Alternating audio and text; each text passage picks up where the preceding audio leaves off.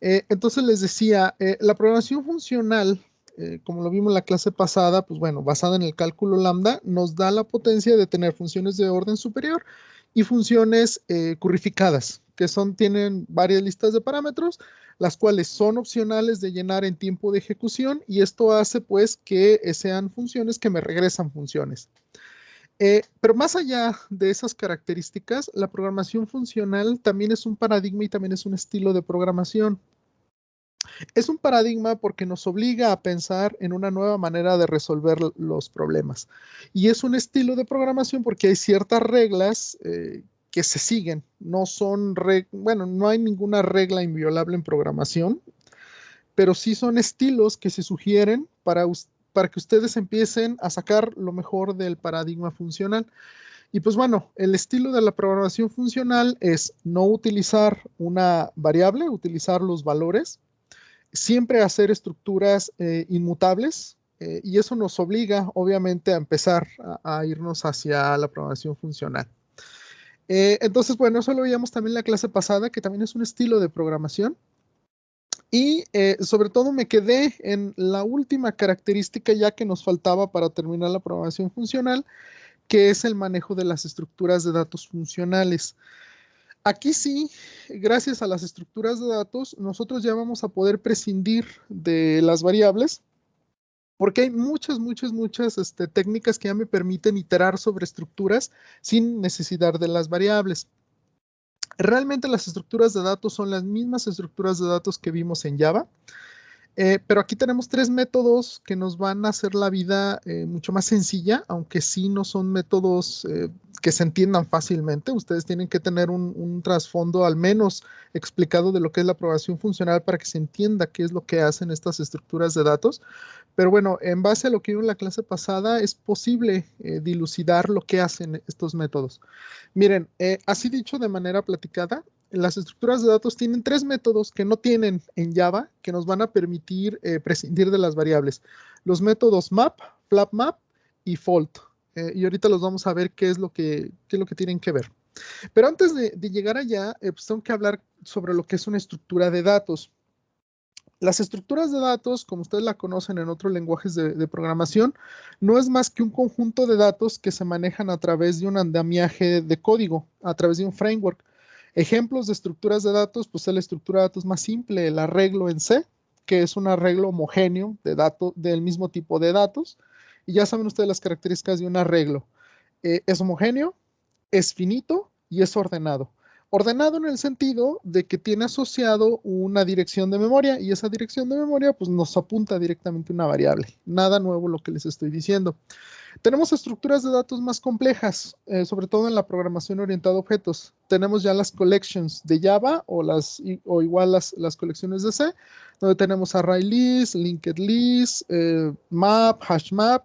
Todas esas son conjuntos de datos que pueden ser no homogéneos, que pueden ser dinámicos, que también son ordenados básicamente. Lo que sucede con las colecciones de datos de la programación orientada a objetos es que ya nos quitamos el problema de los arreglos simples, en el sentido de que ya el tamaño puede ser dinámico. Aquí en la programación funcional también tenemos estructuras de datos. Afortunadamente, bueno, de entrada, como Scala está implementado en la máquina virtual de Java, pues tenemos las mismas colecciones de datos que tiene Java. Eso lo tengo que decir. La ventaja que tenemos aquí es que el programador principal de Scala pues, también fue el programador que hizo las colecciones en Java. Entonces, muchas de las ideas que él maduró después de utilizar y de diseñar las colecciones de Java, pues se las aplicó en Scala.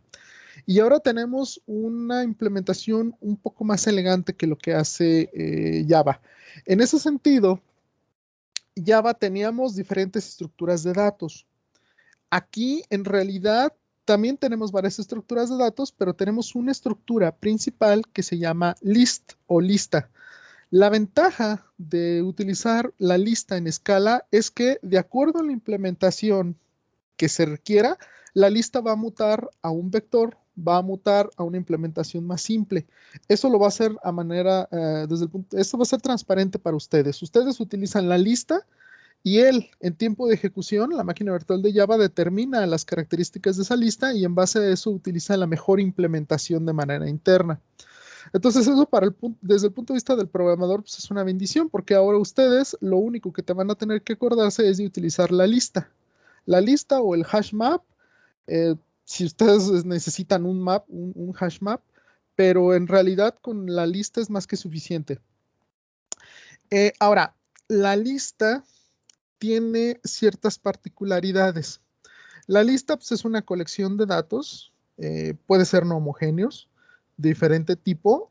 La lista puede ser ordenada, tiene direcciones de memoria que apuntan a cada uno de los elementos, pero aquí lo importante es que ustedes conciban a las estructuras de datos de Java como estructuras de datos inmutables. Y aquí es donde tenemos la primera diferencia en cuanto al paradigma y la primera diferencia en cuanto al estilo de programación. Miren, cuando ustedes programaban en Java, antes de pasar al código, cuando ustedes programaban en Java, ustedes de manera innata, quizás no lo explicamos detenidamente en ese momento, pero nosotros concebimos a las estructuras de datos como estructuras mutables. ¿A qué me refiero con mutables? Son estructuras que están en memoria y que ustedes las pueden modificar sin ningún problema y la estructura almacena esos cambios, ¿sí? A eso se le conoce como una estructura de datos mutable. Por ejemplo, yo tengo un array list, un linked list de elementos flotantes, por decir algo, y yo le aplico el método sort. Ah, bueno, pues esa lista, al aplicarle el método de ordenamiento, se va a ordenar y no voy a requerir hacer mayor cosa. ¿Por qué? Pues porque la lista cambió, mutó, ¿sí? Eso lo manejamos en escala de manera pues, transparente, ya ni siquiera lo pensamos, simplemente lo ejecutamos. Las estructuras de datos en escala y por ende en la programación funcional son diferentes, son inmutables. ¿A qué me refiero con eso?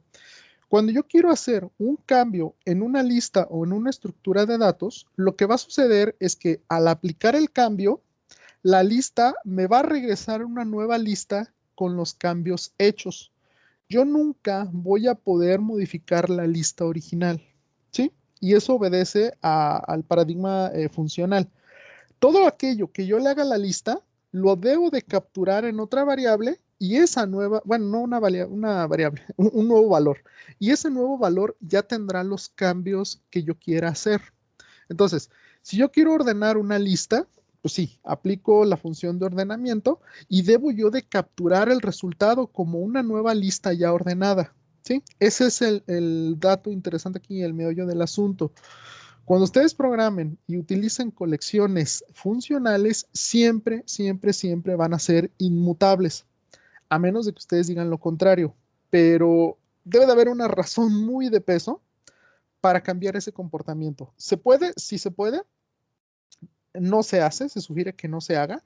La potencia de la programación funcional está en el estado inmutable, que ustedes no modifiquen las estructuras de datos, sino capturen el resultado de alguna operación. No sé si aquí hay alguna duda o todo bien. No sé si quedó claro esa explicación del enfoque mutable y no mutable. En escala es inmutable.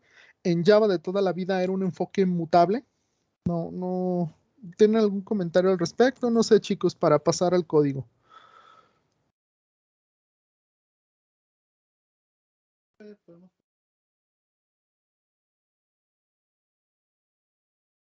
¿Todo bien, chicos? De este lado todo bien, profe, gracias. Ok.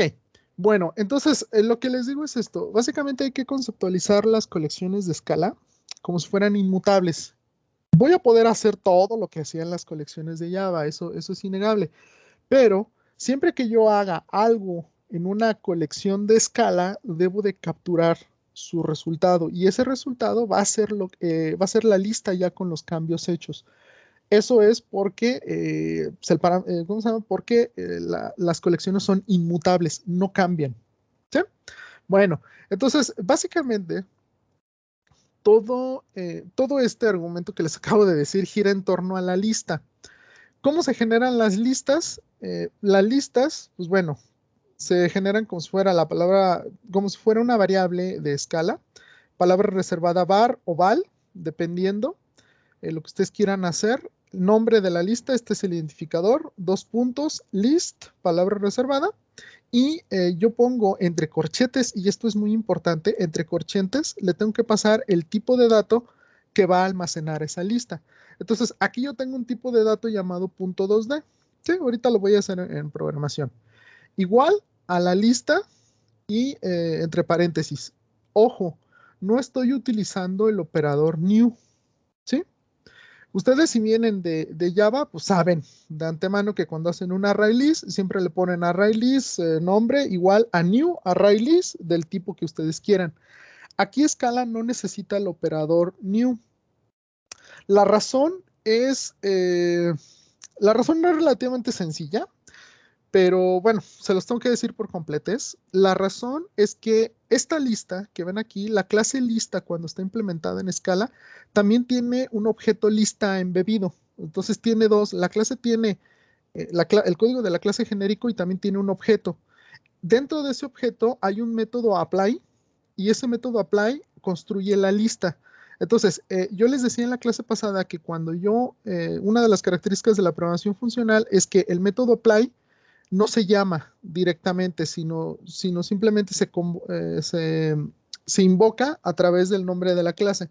Entonces, lo que está sucediendo aquí es que se está instanciando a través del método apply. El método apply es un constructor, es un factory. Bueno, de todas maneras, esa es la explicación formal. A ustedes como programadores, lo que les debe interesar es que no utilicen el operador new.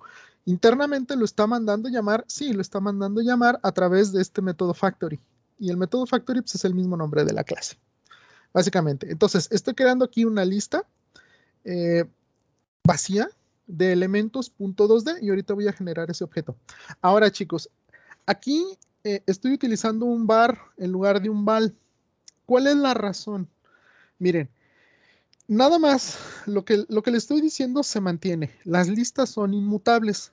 Todo lo que yo le haga a la lista, debo de yo capturarlo en un elemento, ¿cómo se llama? En un valor de respuesta.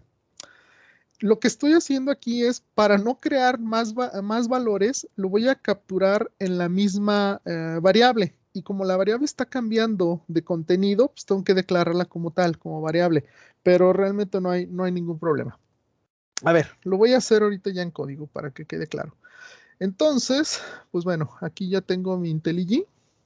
Perdón, déjenme, se los pongo en pantalla. Para que veamos qué onda con esa lista.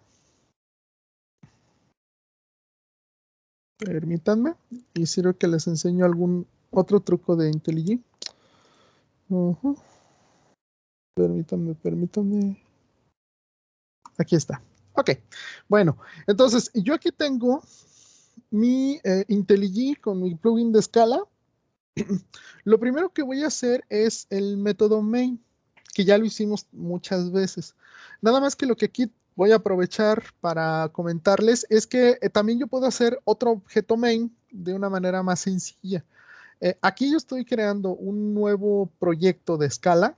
Está vacío completamente. Lo único que le puse fue el nombre, listas funcionales, así se llama el proyecto. Así se crea en IntelliJ, también así se crea dentro de Eclipse. Lo único que voy a hacer aquí es generar, ya saben ustedes, un object. Dentro del objeto, pues va a estar el main. Entonces, O le voy a poner, como siempre, O principal, y ahí está. Entonces, lo que hemos venido haciendo es pues poniéndole el método main y nosotros sabemos que aquí todo lo que pongamos pues va a funcionar. Entonces déjenme lo ejecuto, ahí está mi objeto main. Y ahí está, aquí está la salida, mi print line de hola. Bueno, hay otra manera más sencilla de poder de poder crear un objeto ejecutable sin necesidad de poner el objeto main, el método main.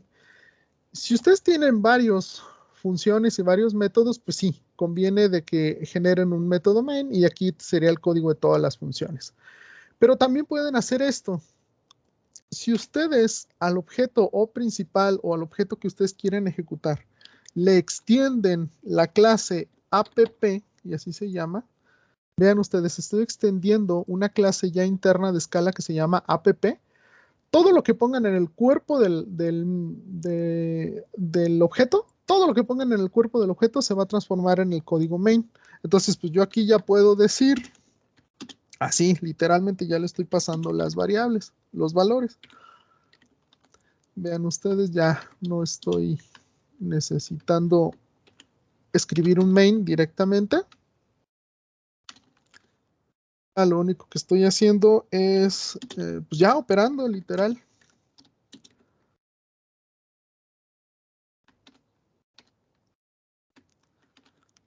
Literal, ya lo estoy operando.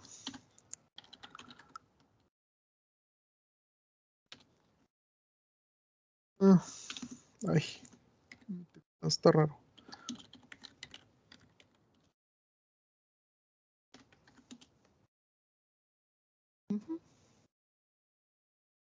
Ok, vean ustedes lo que está sucediendo ahí. Ahí está, la salida en pantalla pues, es el resultado de esta suma. Cuando ustedes extienden dentro de un objeto la clase app, lo que pasa es que todo el cuerpo del objeto se vuelve el método main. Entonces ustedes aquí ya pueden ponerle el código directamente y va a ejecutarse tal cual. Lo único que me estoy ahorrando es la definición explícita de main. Eso es todo. También lo pueden ustedes hacer. De hecho, esto se utiliza mucho para hacer prototipado rápido de funciones o de programas. Pues así, rápido lo pueden hacer. Ok, bueno. Entonces, lo voy a utilizar esto nada más para que quede claro que tienen otra herramienta ahí. Y lo que voy a hacer es una clase .2D, como lo hicimos la clase pasada, o como lo hemos venido haciendo, y esa me va a ayudar mucho para generar las listas. Y en base a esas listas, pues ya explicar cómo es más o menos la programación funcional basada en colecciones. Ok, entonces voy a crear una nueva clase y esta lo voy a poner .2D. Ahí está mi nueva clase. A esta clase, pues, lo único que le voy a poner es que almacena dos valores, X elemento de los doble, almacena un Y elemento de los doble. Obviamente, cuando yo hago eso, pues bueno, obviamente tendría que ponerle ya los getters y los setters. Lo voy a hacer de manera, pues, más, ¿qué podré decir? Lo más, pues, sin tanto código. Ok, estos obviamente como yo los quiero acceder desde fuera y me quiero ahorrar la definición de los getters, pues aquí les pongo la palabra reservada val, entonces estos métodos X y Y, estos atributos van a ser accedidos desde fuera de la clase sin ningún problema. Ok, de una vez voy a poner aquí un valor extra, Z, y este Z va a ser igual a la multiplicación de X y Y. ¿Sí? Obviamente, este método, como es interno a la clase, pues sí lo voy a tener que acceder a través de un getter. Entonces, aquí sí voy a definir un getZ. No voy a hacer nada particularmente difícil. Igual a this.z. Ahí está. Y ahí está la inferencia automática. Ok, lo único que estoy haciendo es la clase .2D me almacena los dos atributos X y Y de su constructor. En base a estos X y Y, calcula un Z. Este Z pues, sí lo tengo que acceder a través de una función. Ok, entonces aquí yo ya podría poner todo lo que ustedes ya saben de programación funcional. Puedo tener el operador suma, el operador resta, etcétera, etcétera. Ok, lo que a mí me interesa, y aquí déjenme ver si lo puedo dejar a un ladito. Acá, es empezar a construir la lista. Y la lista, pues bueno, va a ser muy sencilla. Voy a poner valor lista elemento de list. ¿De qué tipo? Pues del tipo de dato que yo quiero almacenar. Yo quiero una lista de .2D. Güey. Ok. .2D. Ahí está. Es igual a list. Ahí está. Con esto es más que suficiente. Entonces, esa lista ahorita es vacía. ¿Sí? Y esa lista me va a almacenar pues nada más los objetos .2D que yo tengo del lado derecho. Ahí está. Ok. Bueno, lo primero que hay que hacer, chicos, es empezar a pasarle datos a esa lista. ¿Cómo se les pasa esos datos a la lista? Se hace con dos operadores. Aquí no tenemos el operador set, que podríamos tenerlo en Java, o el operador ADD que yo le añadía. Aquí tenemos dos operadores diferentes, el operador mayor, digo, el operador más 2 puntos y el operador 2 puntos más. Entonces, este operador, aquí lo voy a poner en pantalla, en mensaje, son realmente más simples de utilizar, solo que sí hay que explicarlos. Este operador añade elementos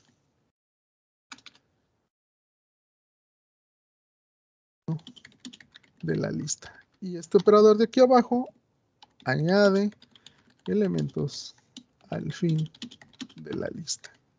¿Sí? Ok, entonces, ¿qué está sucediendo aquí? Bueno, si yo le quiero pasar valores a esta lista para que los empiece a almacenar, yo tengo que utilizar estos dos operadores, más 2 puntos o 2 puntos más. Aquí la idea, chicos, es que yo debo de pasar los elementos como muestro aquí en pantalla. Si yo hago el operador más 2 puntos, del lado derecho tengo que pasarle la lista y del lado izquierdo tendría que pasarle el objeto. ¿Sí? Siempre el más va apuntando al objeto. Y si yo utilizo este operador que está aquí abajo, del lado derecho del lado izquierdo iría la lista y del lado derecho iría el objeto.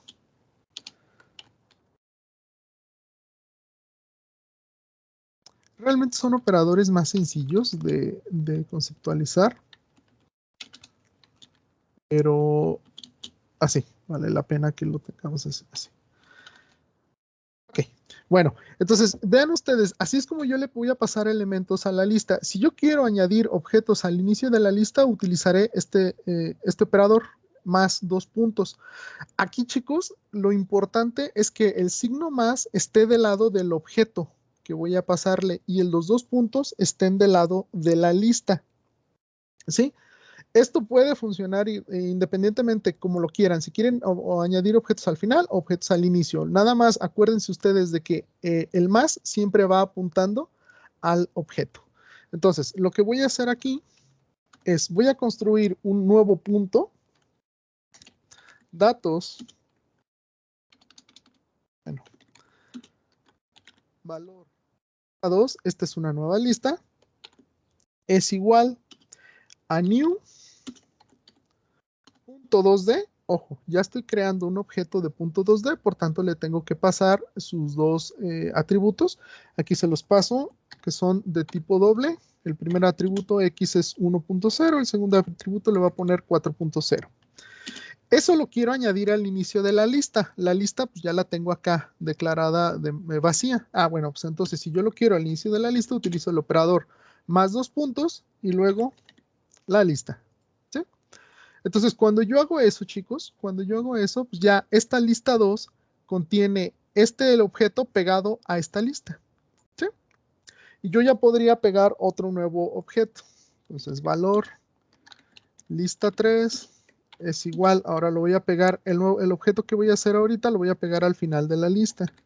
Lista 2 puntos más new punto 2D y aquí le voy a pasar los valores de 2.0 y 3.0. Ahí está. Aquí tengo la lista anterior, pero le estoy pasando un objeto antes. Aquí, valor 4 es igual a otra vez. Voy a generar otro punto. New punto 2D. Aquí voy a pasar los valores 2.5 igual 2.5 y aquí voy a ponerle más la lista. Ahí está. Ok, vean mi implementación. Primero estoy generando la lista vacía, le estoy poniendo este punto al inicio, luego a partir de la lista 2 estoy generando esta lista, le estoy poniendo este punto al final y luego a esa misma lista que me dio el resultado le estoy poniendo un punto al inicio. ¿Sí? Entonces, lo que está sucediendo aquí, chicos, lista 3, ahí está. Ok. Lo que está sucediendo aquí es el estilo que realmente surge con la programación inmutable, con las colecciones inmutables. Yo tengo una lista y vean ustedes, cada que hago una operación a esa lista, estoy capturando su resultado. Aquí la desventaja que tengo es que tengo que utilizar valores diferentes, pues porque estos valores no van a cambiar. Lo que este es un buen caso, lo que realmente yo sugiero es que para ahorrarnos todo ese seguimiento de las variables, vamos a declararlo precisamente como variable, var.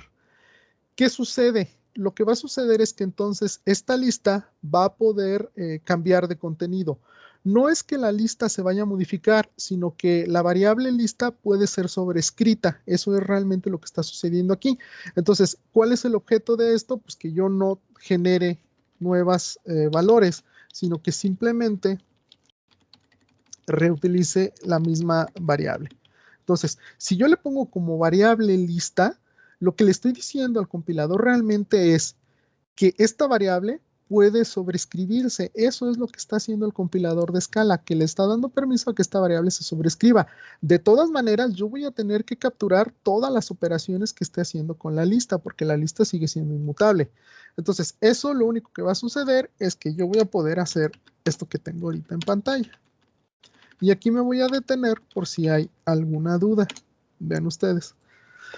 De todas maneras, la colección sigue siendo inmutable en el sentido de que yo todas las operaciones que haga con esa colección las tengo que capturar en algún lugar. Lo único que estoy haciendo es que al declarar la lista como variable, esa variable puede ser sobrescrita. Entonces ya con una sola variable de lista estoy capturando toda la información. No sé si tengan alguna duda al respecto o si quede claro, chicos.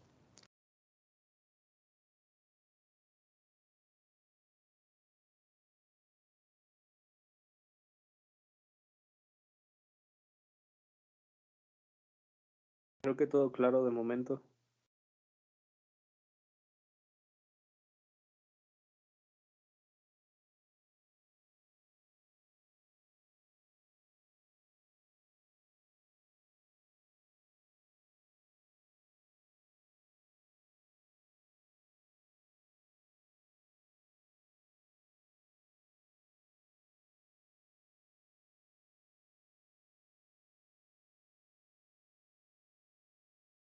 Profe, está silenciado.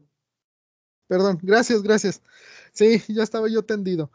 Miren, entonces, recapitulando, las colecciones son de naturaleza inmutable en el sentido de que siempre debo de capturar yo el resultado de las operaciones que haga con una colección. Entonces, aquí mi colección está vacía, le añado un punto al inicio, eso lo capturo en algún lugar, luego le añado un punto al final, lo capturo en algún lugar y luego le añado otra vez otro punto al inicio y lo capturo en algún lugar. Lo único que me estoy salvando al hacer lista de tipo variable es que esta variable puede ser sobrescrita. Este identificador puede ser sobrescrito. Entonces yo ya no tengo que hacer el seguimiento a mano de cuántas variables voy a utilizar, ¿sí? Cuántos valores voy a utilizar realmente. Otra cosa que estoy haciendo aquí rápido, nada más para que ustedes vean que está funcionando esto, es al lado derecho hice una pequeña modificación. Le puse la palabra reservada case a la clase.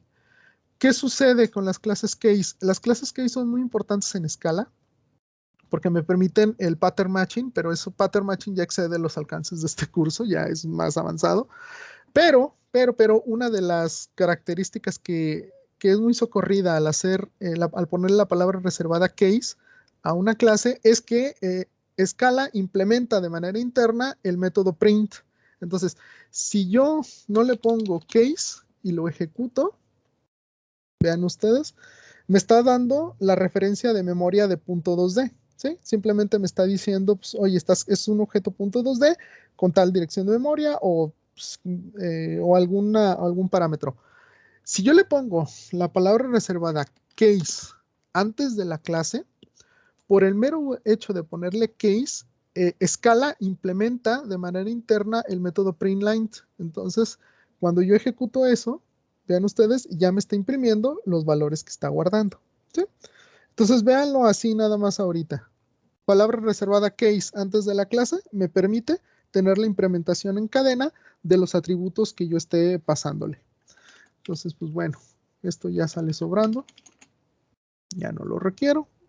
Ahí lo voy a tener. Ok, miren chicos, entonces, ya dicho esto de la lista, este es el manejo básico. Simplemente tener la idea de que son inmutables, por tanto yo debo de capturar el resultado que hagan y para añadir elementos pues utilizo estos dos operadores. Ahora sí, vamos a entrar ya de lleno al asunto. Esta colección tiene la particularidad de que está dentro de un lenguaje de programación funcional, por tanto la colección es funcional. Antes, en Java, lo que hacíamos y el estilo de programación allá es hacerle operaciones a la lista a partir de métodos, es decir, la lista o el array list lo pasas a un método, el método hace su trabajo y te regresa la lista ya procesada. Aquí es un poquito diferente. Como la lista es funcional, yo voy a poder pasarle funciones a la lista, ojo, le voy a poder pasar funciones a la lista y esa lista va a operar la función con cada uno de sus elementos. Entonces, ese es el gran cambio de paradigma que aquí vamos a tener. Lo que hacíamos en Java es, la colección la pasábamos a funciones y las funciones operaban. Aquí no. Aquí más bien funciones se le van a pasar como parámetros a la lista y la lista va a poder procesarse. Ok, entonces, dicho de otra manera, supongamos, chicos, que yo tenga que hacer ordenamiento de esa lista. Entonces, yo la quiero ordenar. Bueno, hay varios métodos de ordenamiento y los vamos a ver ahorita, al menos tres. El método sorted. Este método sorted es como hacíamos en Java el compare_to, que es una implementación de una interfaz. Y obviamente al implementar esa interfaz, nosotros le decíamos a Java que podía ordenar la colección en cierto sentido. Aquí es igual. Le podemos implementar el método sorted. Le decimos cómo ordenar la lista y la lista se va a ordenar. Lo más interesante son las otras dos. Esta es la clásica de Java. Esto no hay tanto problema. Es exactamente lo mismo que hacíamos en Java. Aquí tenemos otras dos. Tenemos la función sorted by, en donde yo le paso un atributo y de manera natural, Scala va a ordenar esa lista de objetos a través del atributo que yo le esté pasando. Y la más interesante es esta, sort with. Aquí vean ustedes lo que yo le necesito pasar. No sé si alguno me puede decir qué es esta función, cómo se puede leer. La función se llama sort with, ordenar con. Este sería los parámetros. Lo que me interesa es que me digan qué es lo que le estoy pasando. Esto, ¿qué es esto? No sé si alguien lo puede leer ahí, chicos.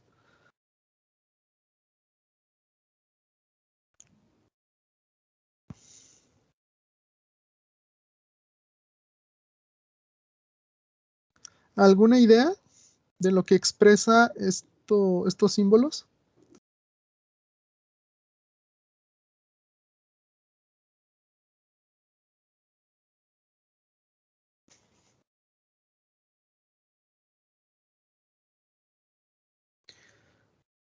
¿No es una función de alto nivel?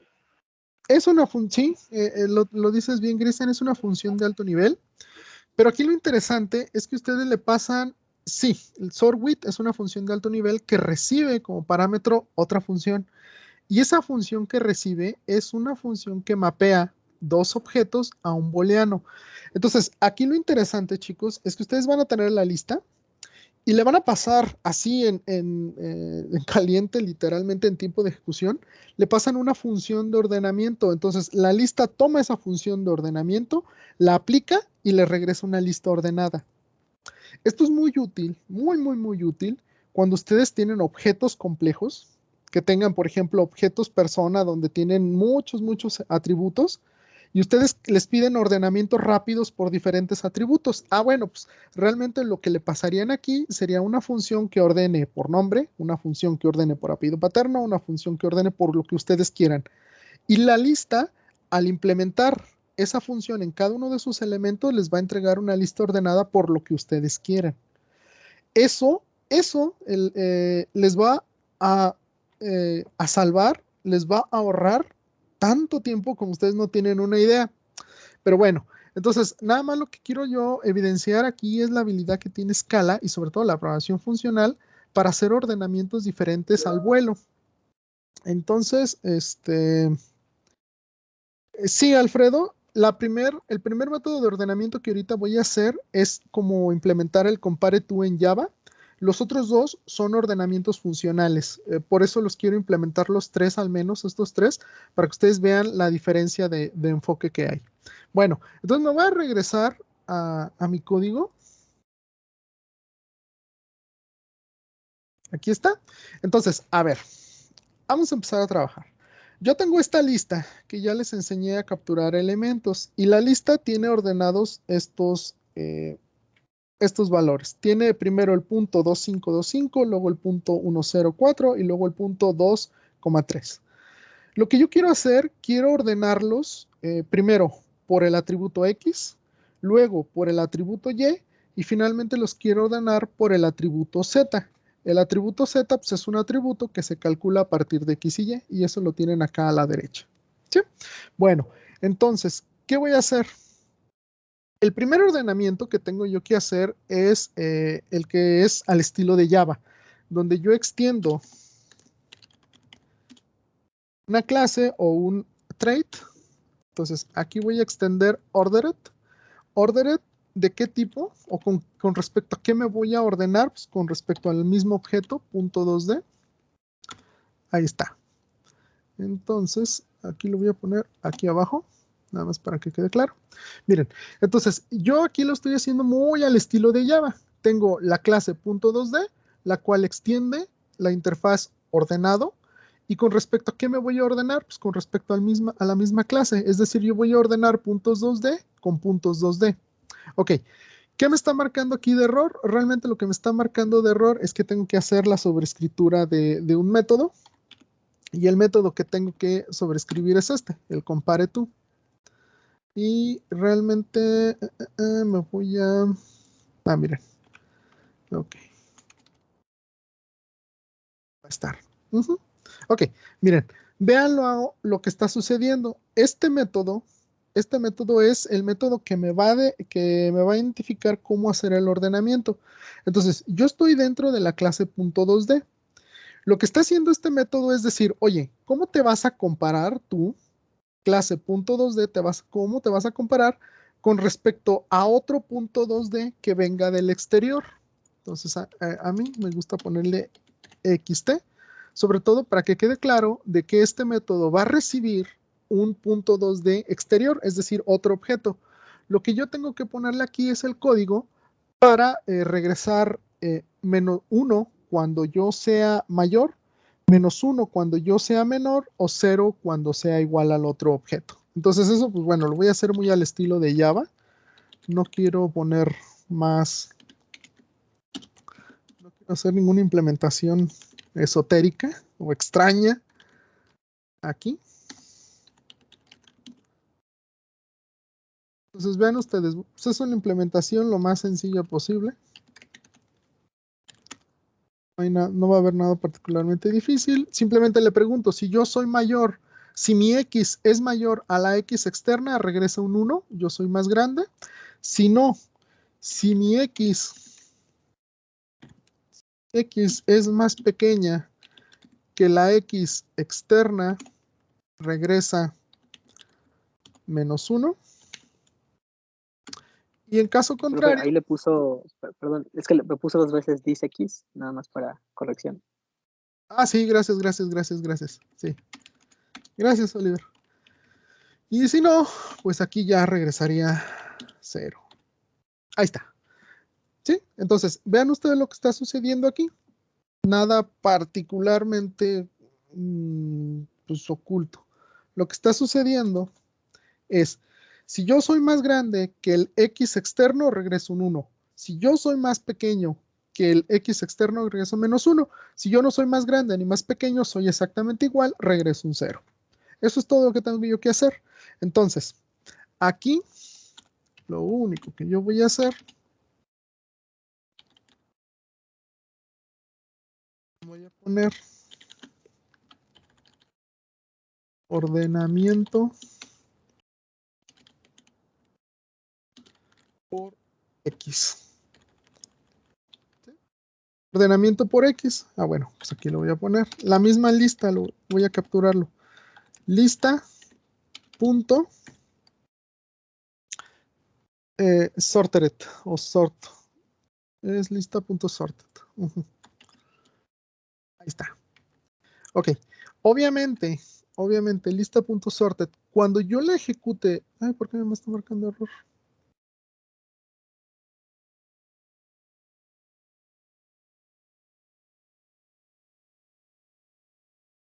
Ah, qué raro, no debería marcarme error. Ahorita lo checo.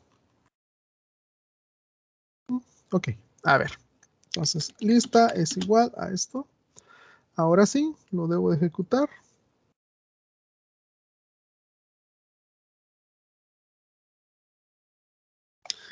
Espérenme. Déjenme ver por qué me está marcando error. Ah, es que es compare. Déjenme ver si es compare o compare to. Ah, no, perdón. Implementé otro. No, perdón. Este sí es el correcto. Ahí está. Ok. Sí, miren. Estoy implementando ordered, entonces el método es compare, no es compare to. El compare to es el método de ya, me confundí. Perdón. Bueno, entonces, ¿qué es lo que está sucediendo? A ver, ahora sí. Si yo le digo lista.sorted, lo que va a hacer Scala es irse a la definición de lista, identificar que efectivamente tiene la interfaz o el trait de ordenado y va a aplicar esta función que ya está programada dentro de la lista para hacer el ordenamiento. Obviamente, ustedes ya lo saben, esta lista es funcional, esta lista es inmutable, entonces yo debo de capturar el resultado en algún lugar. Si yo aquí tuviera el descuido de imprimir la lista tal cual, no se va a ver reflejado el cambio. ¿Sí? Miren, lo voy a hacer. Y aquí lo van a ver en pantalla. Aquí está abajo. Esta es la lista original. Aplico yo sorted y esta es la lista que me da por resultado, según yo. Vean ustedes que está exactamente igual. No está ordenada por el valor X. ¿Qué está sucediendo? Y es por esta la razón que me está gustando mucho IntelliJ. IntelliJ aquí está detectando que este código no tiene ningún uso. ¿Por qué? ¿Por qué este código no está haciendo nada? ¿Alguien me puede decir?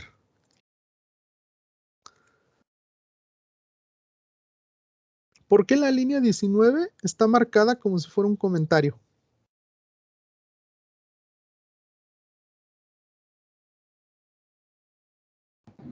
¿No será porque la lista, bueno, el método sorted regresa algo y no se está utilizando ese resultado?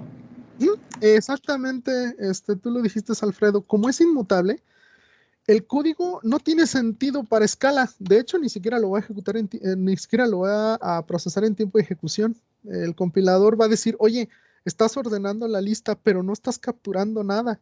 Entonces no tiene ni sentido que haga yo el trabajo porque no está recibiendo el resultado. Entonces aquí, ahora sí, cuando yo le digo que lo reciba en algún otro lugar, en algún lugar que lo capture, el código ya va a tener objetivo, ¿sí? Ya va a tener razón de ser, entonces ya se va a marcar como ejecutable. Entonces, si ya lo hago así, capturándolo en alguna variable, vean ustedes que ahora sí se está ordenando por la primera, la primera coordenada, por la coordenada X, 1.0, 2 y 2.5. Ok, ahora, lo que quiero hacer es utilizar los siguientes métodos de ordenamiento para ordenar por Y y por Z. Eso voy a hacer, espero. Ok, por Y y por Z. Ok, entonces, ¿cuál es el que seguía? El siguiente método es el método sort by. Entonces, nada más para que lo veamos rápido, no quiero tampoco marearlos brincando entre la presentación y el código mucho, pero nada más para recordar. Entonces, yo ya implementé el método sorted. El método sorted es muy al estilo de Scala porque yo debo de extender el trait, compare, y debo de poner una función. de comparación. Ya la hice. Ok, los que me restan son un poco más sencillos. El sort byte simplemente le paso por qué atributo quiero ordenar y él lo va a ordenar de manera natural. Y el otro, el sort with, yo le tengo que pasar una función de ordenamiento y esta función de ordenamiento la va a aplicar al vuelo y me va a regresar la lista ordenada de acuerdo a esta función. Ok, entonces eso es lo que voy a hacer. Ventana, aquí está la lista. Entonces yo quiero ahora ordenar por Y. Ah, muy bien. Entonces para hacer esto, yo le diría lista, punto. La siguiente es sort by. Entonces déjenme el encuentro. Aquí debe de estar, sort byte. Y en sort byte simplemente le tengo que pasar por qué atributo le voy a decir. Entonces yo lo quiero ordenar por Y. Y aquí empieza un poquito de la magia de Scala. Si yo le pongo Y así solo, Scala no va a saber qué onda, me va a pedir otra función. Lo que yo tengo que hacer es decirle, guión bajo, cuando yo le diga guión bajo, voy a estar haciendo referencia a lo que esté ordenando la lista. Entonces, guión bajo, ahorita es cualquier elemento de punto 2D, porque la lista es almacena punto 2D. Entonces, guión bajo, punto, y vean ustedes, aquí ya tengo todos los atributos de lo que esté ordenando y lo que esté ordenando es un punto 2D. Entonces aquí ya está X, Y, Z. Entonces yo lo quiero ordenar por Y. Y ya con el mero hecho de haber hecho eso, por el hecho de haberle puesto esto, yo ya le estoy diciendo a la lista que ordene por el atributo Y de lo que tenga dentro. Eso es lo que está sucediendo aquí. Obviamente ese código ahorita no tiene razón de ser pues porque no está capturándose en ningún lugar. Entonces, ahora sí, aquí estoy imprimiendo la lista, pero ordenada a través del parámetro Y. Aquí está, vean ustedes. Ahora debe de estar ordenada a través de este parámetro Y. Primero 2.5, luego 3 y luego 4. Ahí está, ordenamiento por X. Que ponga el santo de línea. Ok, entonces muchas veces así se hace en escala. Le estoy diciendo, quiero que ordenes por el atributo Y de lo que tengas dentro. Esto es, lo que tiene dentro es guión bajo punto. Esto es, imagínense ustedes una lambda, donde la lambda es el tipo de dato del cual yo haya creado la lista. Entonces Scala es muy inteligente en el sentido de que él sabe que cuando yo haga guión bajo punto, me estoy refiriendo a la clase punto 2D. Y aquí yo ya voy a tener el atributo de esa clase, sin necesidad de hacer una referencia directa. Estas se conocen como funciones anónimas. Pero bueno, en realidad lo que está sucediendo es que estoy diciéndole lo que tengas dentro, ordénalo por el atributo Y. Ok, ahora, la más interesante es la que sigue, sort with, en donde yo tengo que construir una función. Y esa función la puedo crear en cualquier lugar. Define orden Z. Vean ustedes, aquí la voy a poner. Lista es igual a lista punto sort with, aquí está, vean ustedes, de hecho, el compilador ya me empieza a ayudar mucho, vean ustedes, ¿qué función le requiero pasar? ¿Cómo es la firma de la función que requiere para funcionar sort with? Ahí me está diciendo qué requiere de atributo, qué requiere de parámetro, y me está diciendo que me va a regresar. Me va a regresar una lista de punto 2D, eso está al lado derecho, pero lo que quiero que me digan es, ¿qué tengo yo que pasarle? Una función que vaya de qué a qué.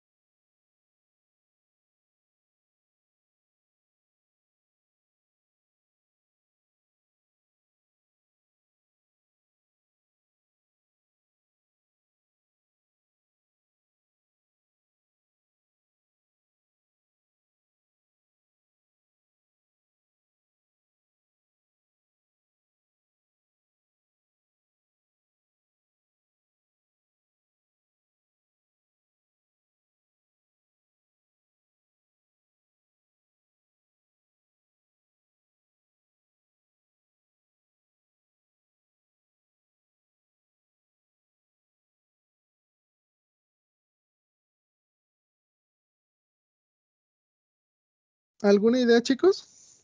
¿Qué le tengo yo que pasar a esa función y qué me va a regresar? Sort with esta.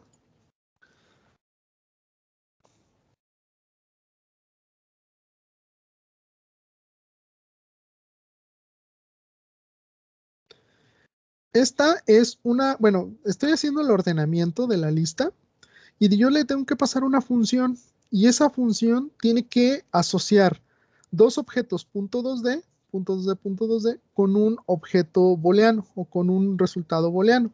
Ah, pues bueno, eso es lo que yo tengo que hacer. Si yo lo quiero ordenar por Z, debo de crear una función la cual reciba dos objetos .2D, que aquí los voy a poner tal cual. Es una función que me recibe dos objetos .2D y que me regresa un booleano. Y esa función va a ser muy sencilla. Como quiero ordenar por Z, yo simplemente voy a decir, si A.Z es mayor a B.Z, si eso sucede, regresa verdadero.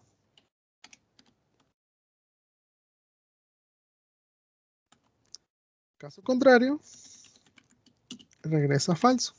¿Sí? Vean ustedes, esa es la función. Es una función que me está asociando dos objetos .2D y que me regresa un booleano. Ah, pues bueno, cuando yo hago eso, puedo utilizar la función sort by, no, la función sort with. Ahí está. Y yo le pasaría como parámetro pues, la función de ordenamiento y la función de ordenamiento se llama orden Z. Ahí está. Y vean ustedes, se la estoy pasando como si fuera una variable, pero en realidad lo que está sucediendo es que le estoy pasando toda esta función que tengo aquí abajo. Entonces, esa lista obviamente está siendo capturada en la misma variable y la voy a imprimir. Ok. Y ahora sí, este sería el resultado. Ahora, vamos a ver que esto sea cierto.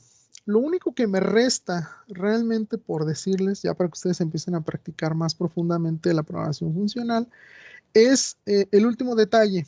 El último detalle tiene que ver con el uso del for. Perdón, en Scala el for también es funcional.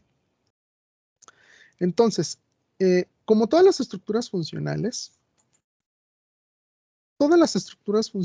tienen la característica de que yo al aplicarlas me regresan un resultado. Déjenme decirles que el for también me regresa un resultado en escala. Nada más que para hacer eso yo tendría que utilizar un nuevo operador, el operador yield o apila en español. Miren, ¿qué es lo que me permite hacer el operador yield? El operador yield me permite generar una lista a partir de un ciclo for. Y esto es algo muy, muy, muy socorrido y es la razón número uno del por qué no utilizamos variables en escala. Gracias a que yo puedo generar listas en tiempo de ejecución de manera muy, muy, muy, muy, muy fácil. Miren, yo aquí tengo mi for de toda la vida.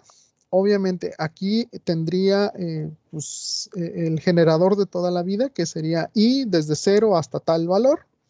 Yo después de este ciclo for le tendría que poner la palabra reservada yield y entre llaves le puedo yo poner cualquier objeto que en cada iteración se va a ir apilando, se va a ir generando. La ventaja es que este for, cuando termine de ejecutar, va a generar una lista con todos los elementos apilados. Y esa ya es una lista de escala como la que acabo yo de hacer. Entonces, a partir de esa lista, pues yo aquí puedo hacer las operaciones que yo quiera. Miren, por ejemplo, ¿a qué me refiero con esto? Ok. Me regreso acá. Eso no tiene nada que ver ahorita. Yo lo que quiero hacer es otra lista. Que sean los puros resultados o las puras zetas. El resultado de z es igual a un ciclo for y es una variable que va a ir desde 0 hasta lista punto size que realmente es como como los arreglos de toda la vida. La lista.size me va a regresar el tamaño de la lista. Entonces, aquí estoy recorriendo desde 0 al tamaño de la lista. Y lo que yo voy a hacer es apilar.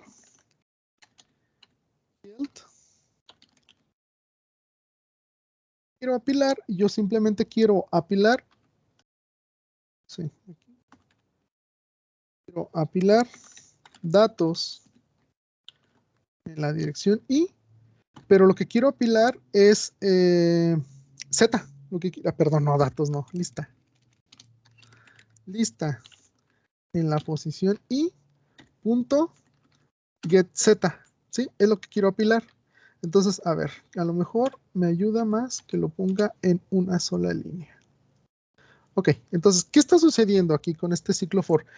Este for es un for de toda la vida. Es un for que corre desde 0 hasta el tamaño de la lista, ¿sí? Todos los elementos.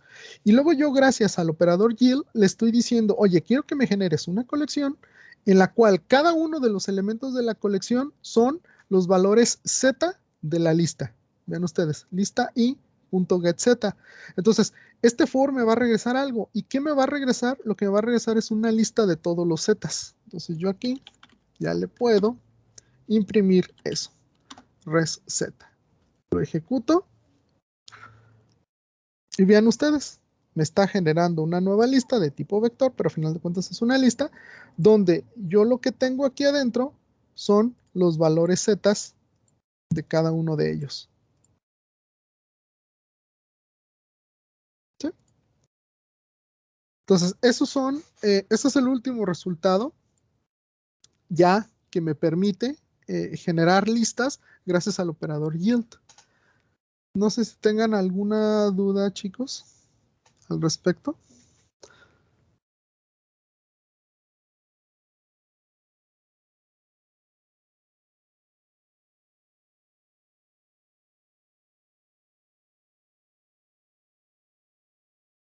Yo todo bien, profe. No, por el momento está todo cool.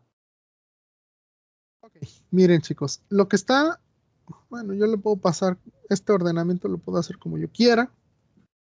Realmente aquí lo que interesa es que gracias al operador yield, yo estoy generando listas en tiempo de ejecución y esas listas yo puedo hacer lo que quiera realmente sin necesidad de, pues sin necesidad de hacer variables.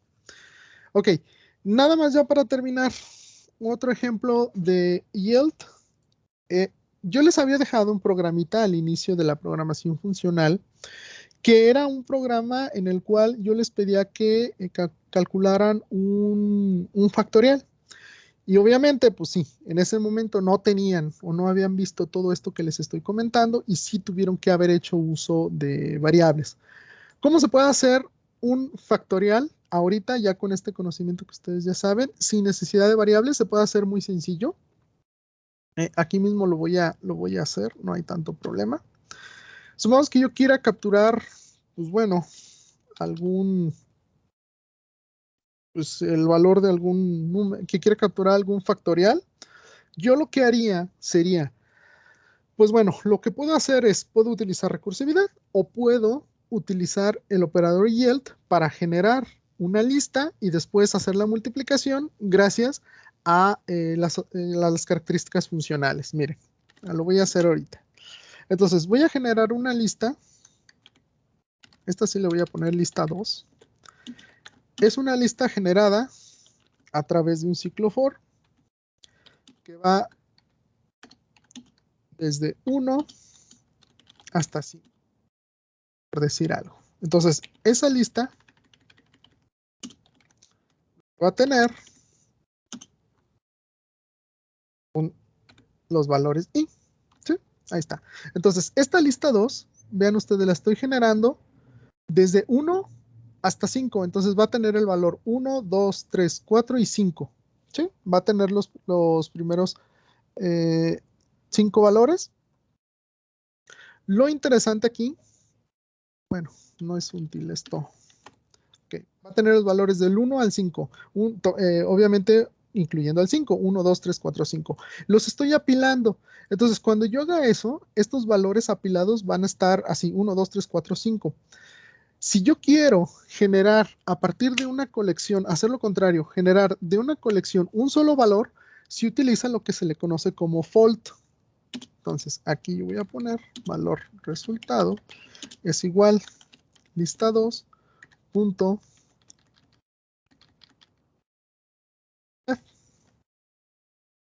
aquí está, miren.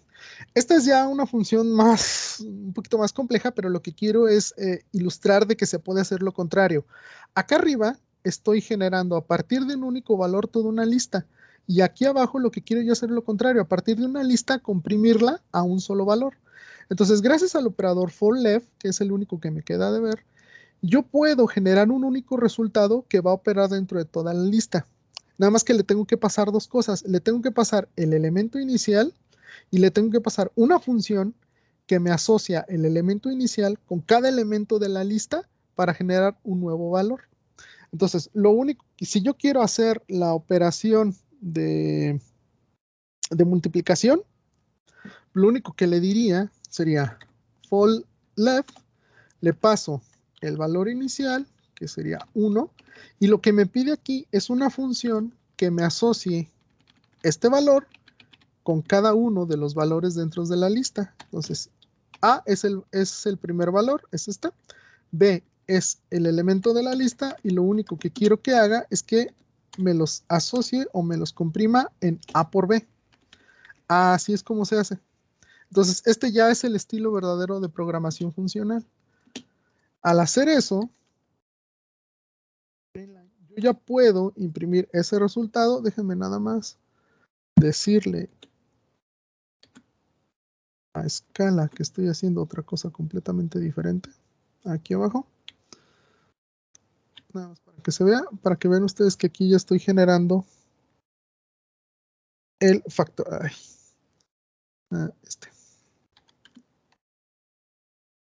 Factorial. Ahí está. Entonces, aquí sí estoy generando valores de 1 a 5 y después, gracias a la operación for left, estoy comprimiendo toda esa lista a simplemente la multiplicación elemento a elemento de cada uno de ellos, la multiplicación de cada uno de ellos. Entonces, eso lo estoy capturando en la variable res y eso ya lo estoy imprimiendo en pantalla, que sería la multiplicación de todos los elementos de la lista a un solo valor. Y es así, chicos, lo que quiero ilustrar en este sentido es el uso de las listas. Primero, cómo capturar elementos en cada una de las listas, cómo ordenarlos, dependiendo de lo que ustedes quieran hacer, ya sea con funciones internas, con el paso de algún atributo o con una función completamente externa. Y lo último y quizás más importante, el uso del operador yield, que me permite regresar o generar una lista de un for. Gracias a esto, yo ya puedo prescindir del 99.9% de las variables de mis programas. Porque realmente muchas de las variables que yo genero en tiempo de ejecución son variables que me soportan ciclos. ¿Sí? En este caso, si yo quito las variables de los ciclos, yo ya puedo prescindir de ellos. Pero para prescindir de ellos tengo que hacer varias cosas. Entre ellos tengo que utilizar funciones de alto nivel. No me voy a escapar de hacer funciones de alto nivel. ¿Qué ventajas tengo en tiempo de ejecución? Que el compilador desmenuza esto de la manera más óptima posible y pues ya yo no tengo que ver ahorita ya tanto con la potencia de Java. Realmente Scala saca la máxima potencia que puede a través de las funciones de alto nivel. ¿Sí? Entonces, chicos, con toda confianza, díganme alguna duda. ¿Quieren que ahonde en alguno de estos códigos que estoy viendo aquí? De cualquier manera, en la plataforma Moodle ya tienen ustedes un video donde hago prácticamente esto desde cero. También tienen la última tarea. En la última tarea lo que quiero que hagan es que hagan un ordenamiento de listas y que hagan también una generación, un apilamiento. Y eso ya sería lo último. Ya lo que me resta es dejarles su proyecto parcial de programación funcional, que va a ser un método numérico. ¿Por qué? Pues porque los métodos numéricos son muy fáciles de programar en este estilo de programación, en este paradigma. De hecho, si ustedes siguen las reglas de programación funcional, el código que les va a generar es casi el pseudocódigo. Ahí casi no hay nada que hacer. Lo único que hay que hacer es implementar a bajo nivel de una manera correcta. Entonces, chicos, no sé si hay algún comentario al respecto. Con toda confianza.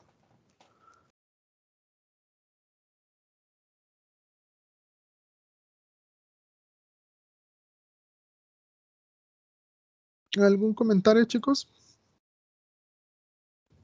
Por el momento no, profesor. ¿No? Ok, entonces, ¿qué hay que hacer? Pues bueno, hay que hacer la tarea. Realmente lo que hay que hacer es generar estas listas, empezar a trabajar sobre la generación de listas y sobre el apilamiento, que ya es la piedra fundamental, ya lo último que les quedaba, ya para que ustedes prescindan del uso de variables.